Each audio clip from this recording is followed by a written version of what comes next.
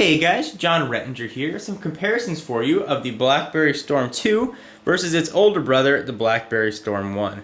So before we get deep into the hardware, let's talk about some of the more aesthetic changes that you're going to notice between the two devices. Well, first, the Storm 2 has its lock and power button on the upper left-hand corner, whereas the Storm 1 had just a lock button. Power was done through the N sign. The Storm 1, actually the Storm 2 in particular, uses a new iconography. It actually says 3G in the upper right hand corner with a little Blackberry icon to let you know that you're connected to Blackberry's fantastic push email system. The Storm 1 uses the more traditional 1x EV to let you know you're connected to Verizon Wireless's EVDO network. Not a big change, definitely something worth noting. Both devices here are running the newest versions of their operating systems, 5.0, so this should at least be as fair a comparison as possible.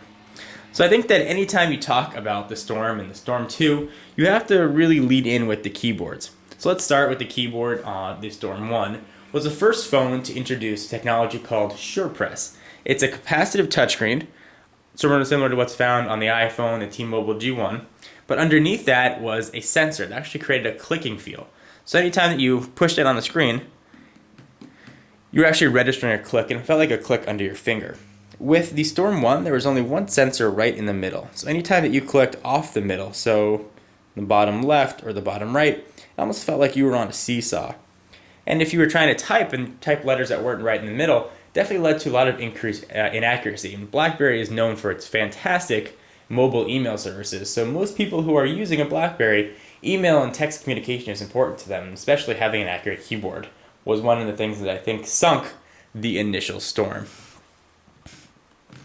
Another thing to mention is that since the whole screen actually recessed, anywhere you went there was a ton of dust that was getting caught all along the bridge of the screen. So eventually you have to pick it out with a paper clip or take it back to the store to have the screen pulled off because it would just stop working. Now the Storm 2 also uses SurePress technology, although they use a different implementation of it.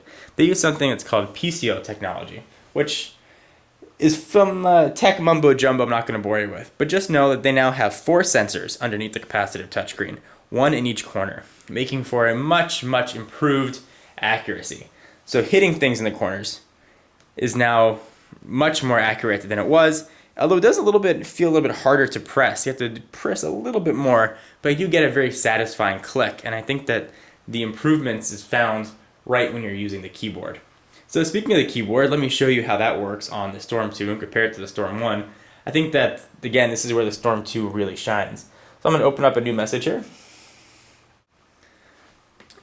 Okay, so I've got a new message open, and I'm greeted here with a SureTag keyboard, similar to what's found on the BlackBerry Pearl series and the Pearl Flip. I'm actually a big fan of the SurePress. I used the Pearl for years, and I really liked it. Essentially what it is 2 words per letter. Now if you turn this, you get a full landscape keyboard as well. So let's do a keyboard demonstration on both. And I should mention that I'm not a BlackBerry Storm user, so I've only gotten to use these keyboards for the past few days, but I will demonstrate their accuracy for you, and then compare that accuracy to how well things go on the Storm 1 for a comparison to how much better typing is on the Storm 2. So we'll type my simple message, "This is a test."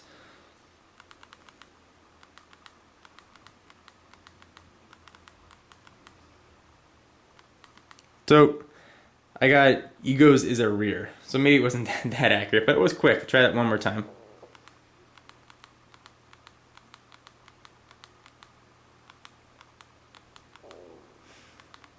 So this is a test. I think it just took a little while to get used to, but definitely became a bit more accurate as I used it.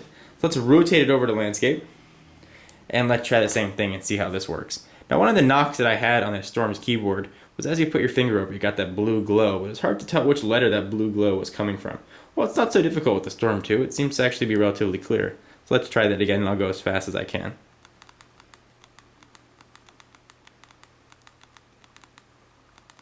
This is a test, perfectly accurate. Much easier to use, much easier to navigate, and you don't wait as long for the keys to pop back up. So if that was holding you off from buying a Storm 2, don't let the keyboard be a deterrent. It's actually very good and really easy to use this time around. So seeing how good the keyboard is on the Storm 2 makes me remember how bad the keyboard was on the Storm 1. Let's go ahead and take a look at that. You can see how far things have come, and this is even with the newest firmware update that supposedly increases accuracy. So I'm going to go into messages once again, and we will create a new one. Okay, so here we are in messages, and we've got that same shirt type keyboard that we saw on the Storm 2, and let's see how accurate this one is.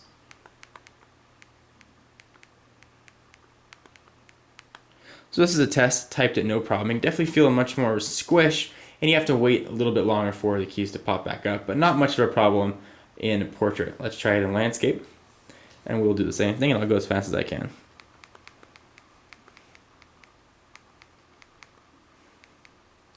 So not entirely as accurate. Screwed up on one word, but it can be fixed, I suppose.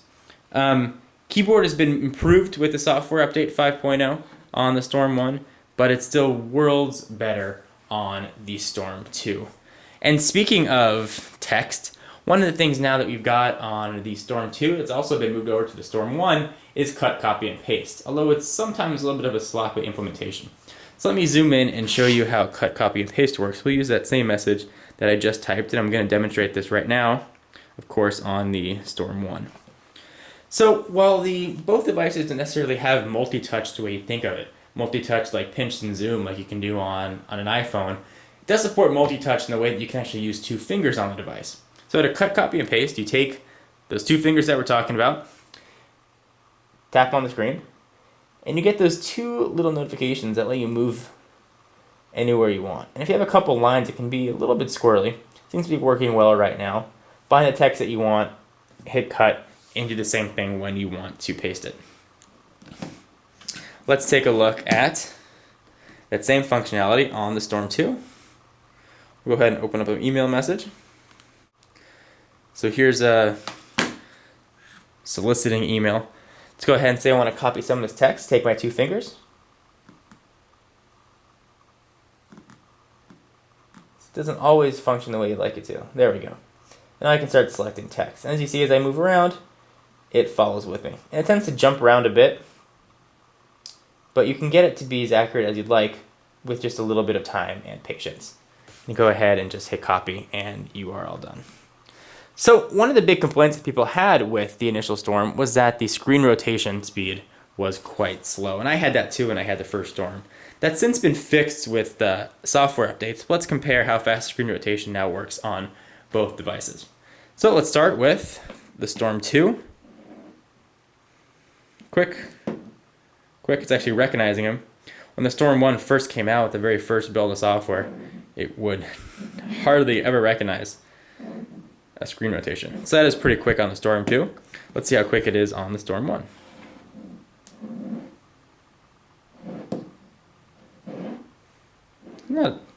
Not bad at all, and definitely is accurate. So let's try and put those 2 head to head, and we can see.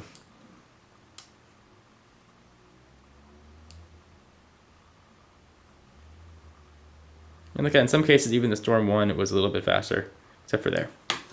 So overall, if you're deciding which one to get, Storm 2 just does everything Storm 1 did, except a little bit better. Just a little bit better. Typing is a little bit better. Speed's a little bit better. Internet browsing is just a little bit better. Things are just a little bit improved.